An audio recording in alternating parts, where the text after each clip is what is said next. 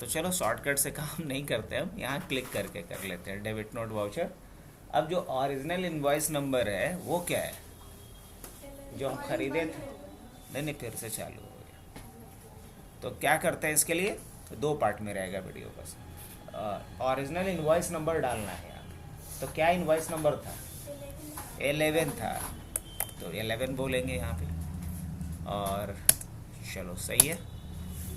और यहाँ से अभी इनवॉइस मोड है क्या, नहीं, तो इनवॉइस मोड में जाने के लिए क्या करेंगे, एज इनवॉइस पे क्लिक कर दो। एज इनवॉइस पे, या देखो दो तरह का होता है, एक एज वाउचर और एक होता है एज इनवॉइस। तो एज इनवॉइस पे क्लिक कर देना है। अब पार्टी क्या होगा, पैसा मतलब किस में रिटर्न आना है ये बता दीजिए, किस में आना है, पक्का पीएनबी में ले लें कि कैश में ले लें, कैश में, कैश में ले लेते हैं। ओके, बायर्स डिटेल्स, तो हम लोग कहाँ से ले रहे हैं, HP वर्ल्ड से ना। क्या डालेंगे यहाँ पे, HP वर्ल्ड, और बाकी कुछ भी नहीं। अभी हमारे पास कितना है कैश में, 3000, ये बढ़ जाना चाहिए ना। अच्छा ठीक है, यहाँ परचेज अकाउंट ही जाएगा।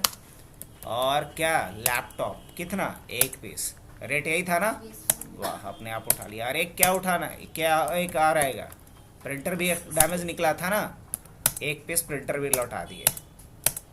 कैश बढ़ जाना चाहिए, being 1 laptop and one printer returned to the HP world because defect।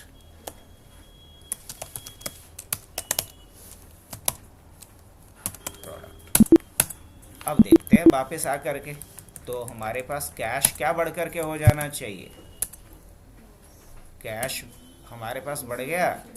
Cash in hand कितना आ गया मेरे पास, 28,000 रुपये, पहले से था कितना, अब 25,000 आ गया, तो टोटल कितना हो गया, 28। तो रिटर्न का एंट्री भी समझ में आया होगा आप लोग को अच्छे से। अब चलो नेक्स्ट क्या था, बेचने वाला काम कर लें। अच्छा जल्दी बताओ। On 2nd January 2025, Mr. Aman sold 6 laptops at the rate of 30,000 each with 10% cash discount. अच्छा सिर्फ लैपटॉप बेचा है, आ जाते हैं। तो इसके लिए हम F8 बटन प्रेस करेंगे और रेफरेंस नंबर इसका हम डाल देते हैं 22। और क्या कैश में ना, कैश डिस्काउंट दे रहा है, तो कैश डिस्काउंट दे रहा है, तो ऑब्वियसली यहाँ पे हम सेल करेंगे तो पार्टी नेम में क्या डाल देते हैं, कैश डाल देते हैं, क्योंकि हमें क्या आ रहा है, पैसे आ रहे हैं डायरेक्ट। तो हम सेल में कैश अकाउंट डालेंगे पार्टी में। चलो लेज़र क्या जाएगा, सेल्स का जाएगा। क्या बेचना है, लैपटॉप कितना, 6, क्या रेट रखना है, 30,000। और कुछ बेचना है, अच्छा हाँ डिस्काउंट देना है। तो देख, तो डिस्काउंट का लेज़र है नहीं है, तो डिस्काउंट जब देते हैं तो क्या होगा, पक्का ना, हाँ। तो हम लोग एक लेज़र यहाँ बना लें। तो ये तो स्टॉक की बात कर रहा है, ये किसकी बात कर रहा है, स्टॉक तो बनाना नहीं, मुझे तो लेज़र बनाना है। आल्ट सी से क्या बन रहा है, स्टॉक बन रहा है, जो नहीं बनाना है। एंड ऑफ लिस्ट, अब अल्ट सी करते हैं, अब लेज़र बन रहा है। यहाँ क्या डालेंगे, डिस्काउंट पेड, डिस्काउंट रिसीव नहीं है, डिस्काउंट क्या किया हूँ मैं, दिया हूँ, डिस्काउंट पेड। इसको किस में डालेंगे, इनडायरेक्ट एक्सपेंस। कितना डिस्काउंट दे रहे हैं हम, 10%। 10% मतलब 1,80,000 का 10%, पक्का। तो कितना हो जाएगा, 10% मतलब 18,000 रुपये। देखो तो ज़्यादा नहीं हुआ ना। अच्छा ये परसेंट समझ लिया, ओहो सही है। डिस्काउंट कितना दिया हमने, टैली कितना स्मार्ट है, समझ रहा था कि डिस्काउंट है तो परसेंट में ही दे। डिस्काउंट कौन देता है, 18,000 का परसेंटेज में। अच्छा परसेंटेज। तो ये बढ़ कर के कितना हो गया, 198। नहीं ये तो गड़बड़ हो रहा है, इसका डिस्काउंट तो हम दे रहे हैं ना, तो डिस्काउंट दे रहे हैं तो बिल घटना चाहिए था, मतलब ये तो बढ़कर क्या आ रहा है, नहीं बेइज्जती होगा सर। ओके कोई दिक्कत नहीं, इसकी एंट्री हम थोड़ा सा चेंज करते हैं। हम पार्टी में क्या डाल देते हैं, किसको बेच रहे थे, हाँ बेच किसको रहे, उसका भी नाम दे सकते हैं। अच्छा तो चल सब कस्टमर दे देते हैं, ठीक है कस्टमर दे देते हैं, सेल्स कर देते हैं, लैपटॉप बेच दिया इतने का, ऑलराइट। अब उसके बाद क्या करते हैं हम लोग, यहाँ पे एंड ऑफ लिस्ट और डिस्काउंट पेड ना, कितना 10%,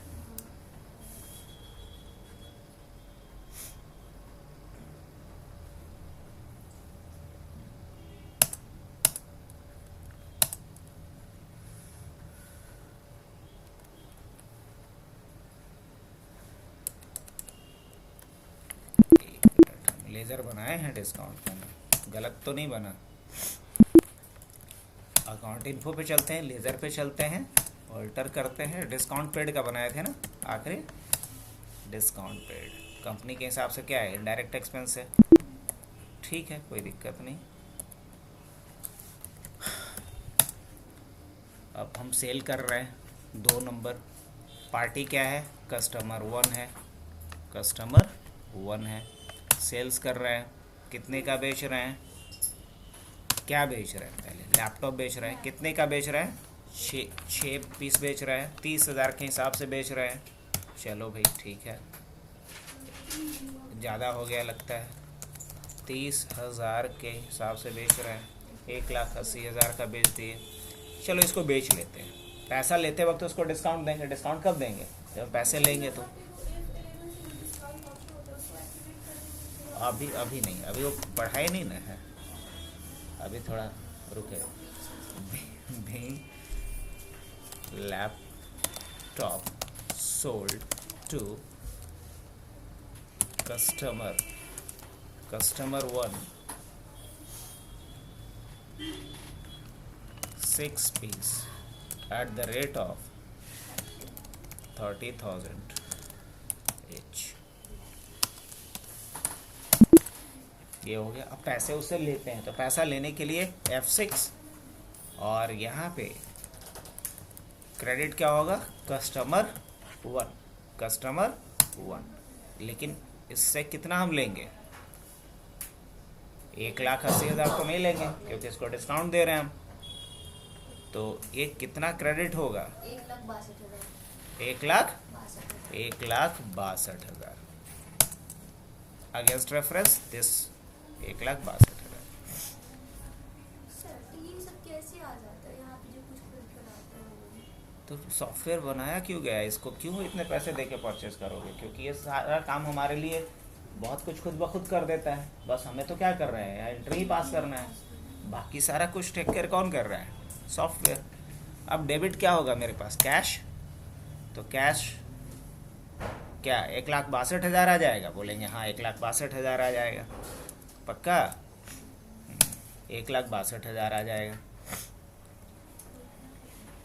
और इसके बाद बाकी तो हमने क्या दे दिया है, डिस्काउंट दे दिया है, तो कैश मेरे पास क्या आएगा, 1,62,000।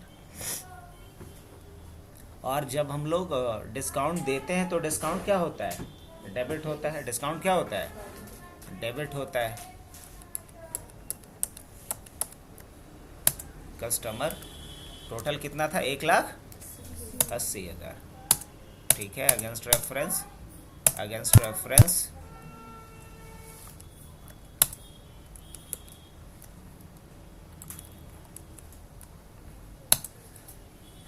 1,80,000, यहाँ चेंज करना पड़ेगा नहीं तो फिर नीचे पूछेगा वो, कैश अकाउंट कितना होगा, 1,80,000 नहीं, कितना मिल रहा है मेरे को, 1,62,000 मिल रहा है, तो बाकी और क्या होगा, डिस्काउंट पेड कितना, 18,000, तब जाकर के एंट्री पास होगा।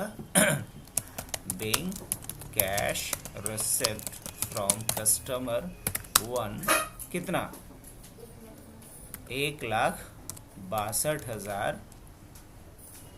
एंड गिव 10 या डायरेक्ट लिख दो 18,000 कैश डिस्काउंट, चलो ये वाली भी एंट्री हो गई।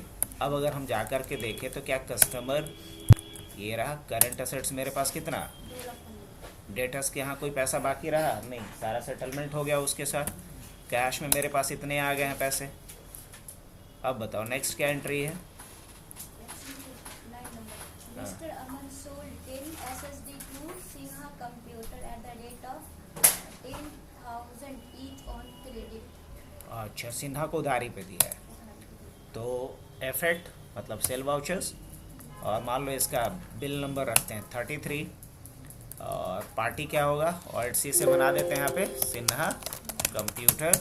ये किस में डालेंगे इसको, हाँ हमसे भी गलती करवा रही है, सन्ड्री क्रेडिटर की डेटर, तब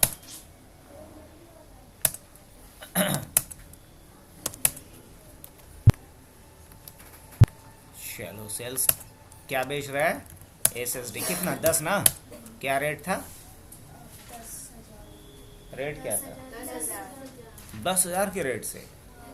अच्छा अच्छा, और भी कुछ था, उधारी पे महंगा ही मिलता है बच्चा।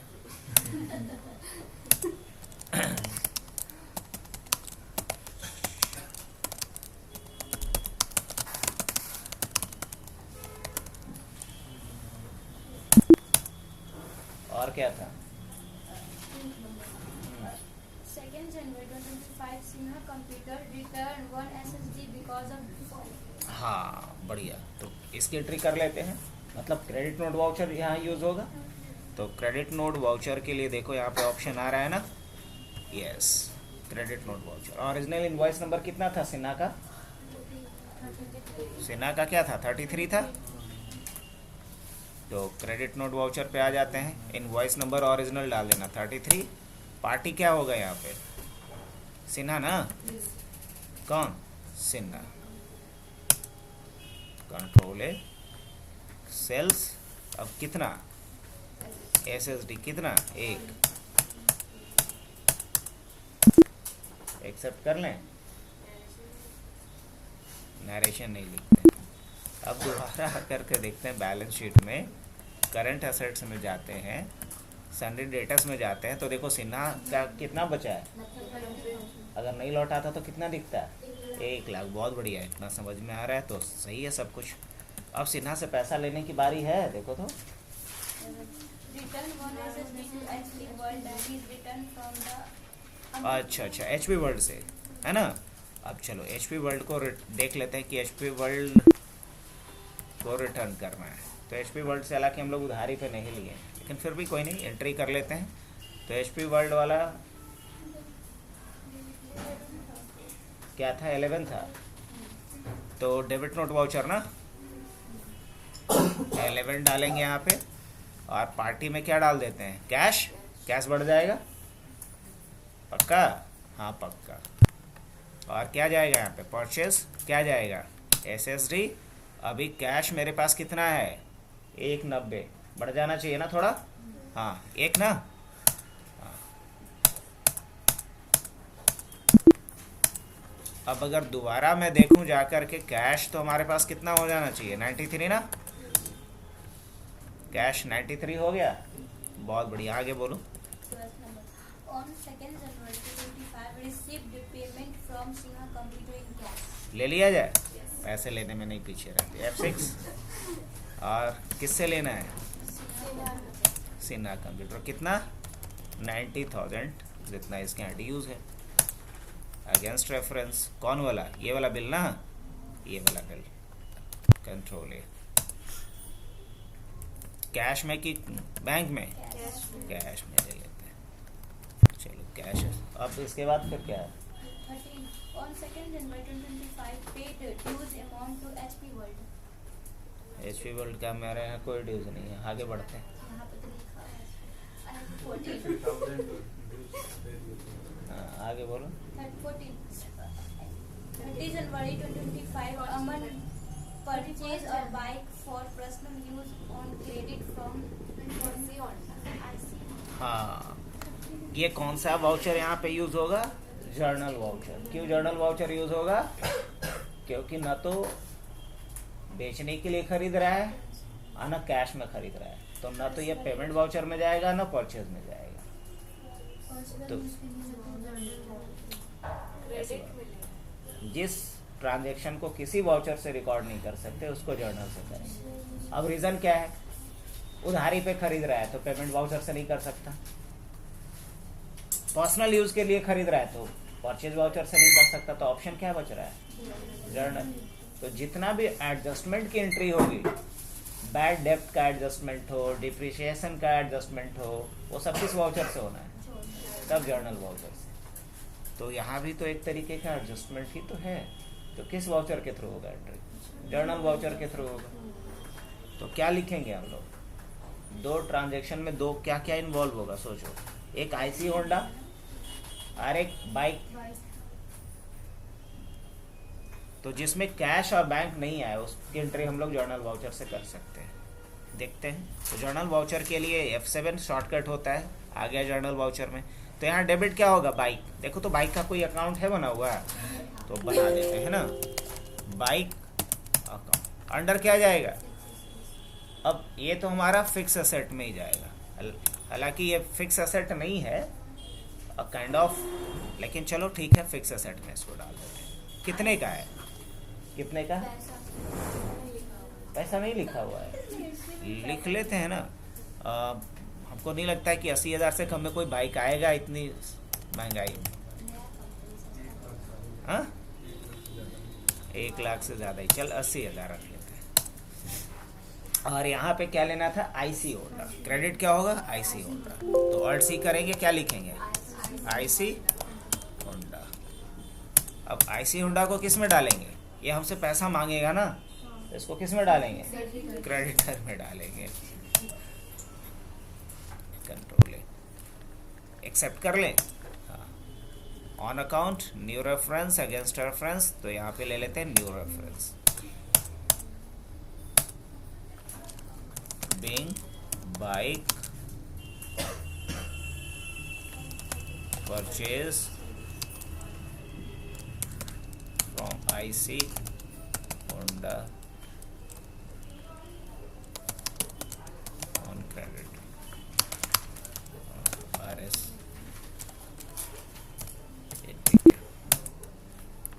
हो गया, तो जर्नल एंट्री की बात हो गई। अब बताओ next. Mr. Aman transfer goods boarding road godown to RPS road godown। हाँ, तो यहाँ इसके लिए इन्वेंट्री वाउचर में जाना, इन्वेंट्री वाउचर में जाना, पहले गोडाउन बना लो, तो गोडाउन है बना हुआ पहले से, नहीं बना होगा, तो गोडाउन बनाने के लिए F11 प्रेस करना, इन्वेंट्री वाउचर में जाना, यहाँ कहीं मल्टीपल गोडाउन ऑप्शन दिखेगा, इसको यस कर लेना।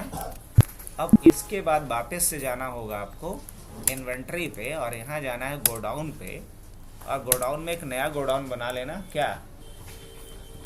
क्या था, आरपीएस कहाँ ट्रांसफर करना था बताओ, आरपीएस मोड कंट्रोल। अब दोबारा आते हैं हम लोग इन्वेंट्री वाउचर पे, इन्वेंट्री वाउचर में आ गए, यहाँ पे कौन सा वाउचर एक्टिवेटेड है, स्टॉक जर्नल। स्टॉक जर्नल में सोर्स क्या होगा, तो मेन लोकेशन, सोर्स पहले पूछ रहा है क्या ट्रांसफर करना है, बताओ, नाम नहीं है कुछ, ठीक है, प्रिंटर ट्रांसफर कर देना, प्रिंटर कहाँ से, मेन लोकेशन से, कितना, ये भी नहीं होगा, चल 5 पीस कर देते हैं ना, 5 पीस कर देते। अब यहाँ क्या ट्रांसफर होगा, प्रिंटर किस गोडाउन में, आरपीएस मोड में, कितना, 5 होगा, बस इतना ही तो करना था। तो मेन लोकेशन से आरपीएस मोड वाले गोडाउन में 5 पीस प्रिंटर ट्रांसफर कर दिए। ये एंट्री हुआ किसके थ्रू, स्टॉक जर्नल वाउचर, इतना ही था। हाँ बिल्कुल, तो गिवन होगा रियल टाइम में, हो सकता है हम नहीं लिखवाए हो, नहीं लिखवाया हो तो अपने मन से डाल दिए। और बताओ, जब ट्रांसफर करेंगे तो कुछ तो गिनती होनी चाहिए, तो बहुत बेसिक बात कंप्लीट। तो चलो आज के लिए इतना ही रखा जाए।